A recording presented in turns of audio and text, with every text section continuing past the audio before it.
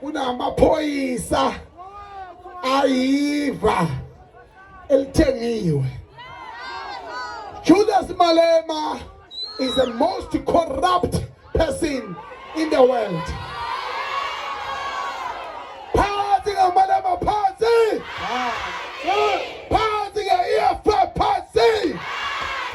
Phansi ngamaphara phansi. Njengoba ngimi lapha nje njengomongameli wamabhinca ngithi kini ngiyanixwayisa njengesizwe sakithi kwaZulu Natal asizuphazamisa umuntu emabhida ukuthi ahambe ayokhuluma nezihlalo izihlalo zodwa. Hey, mina ngumshayi wenja ize ikhithiza amafinyila.